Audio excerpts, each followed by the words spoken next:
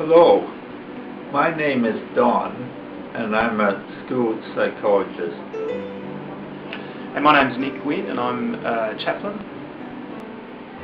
We appreciate this opportunity to promote TED, treating everyone decently for a safe and friendly environment.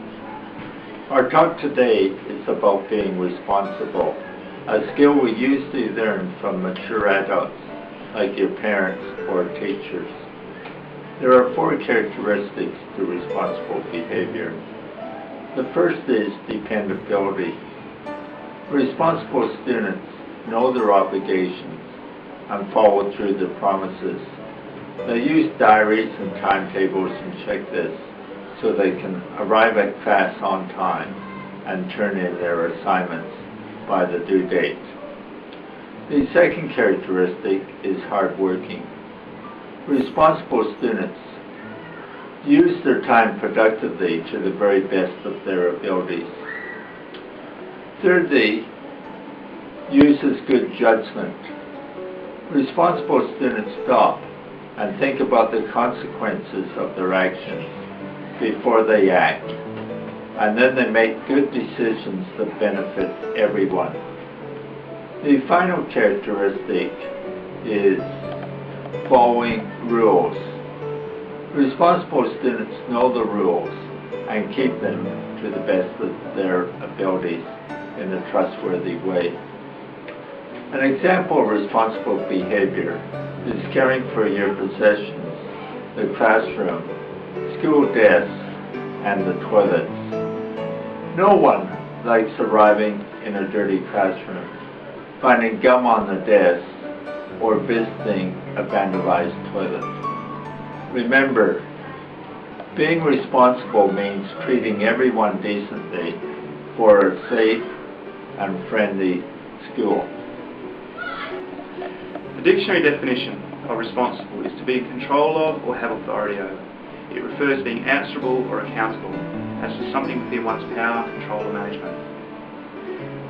Being responsible is about ownership. It is about having authority or some control over that which you own or are responsible for.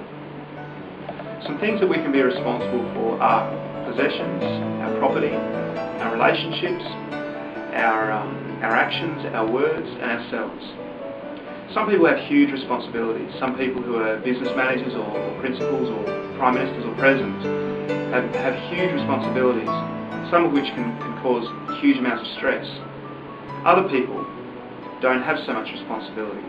Babies, for instance, don't have a lot of responsibility. But all of us, to some degree, are responsible for ourselves.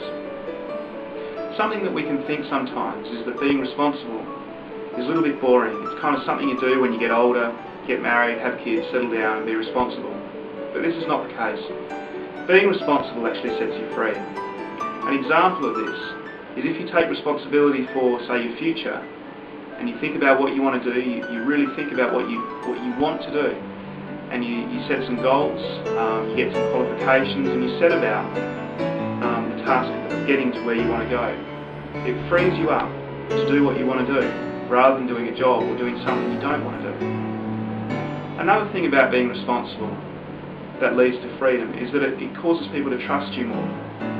For example, if you say to your parents, I'm back at a certain time, and you come back at that time, your parents are going to trust you more, and therefore probably give you more freedom. Same with your teachers at school.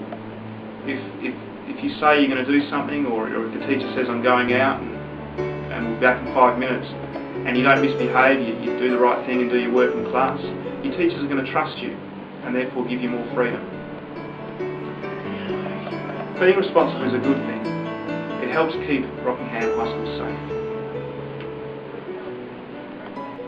We're going to do some role plays now that are examples of responsible and irresponsible behaviour. First role play is an example of irresponsible behaviour.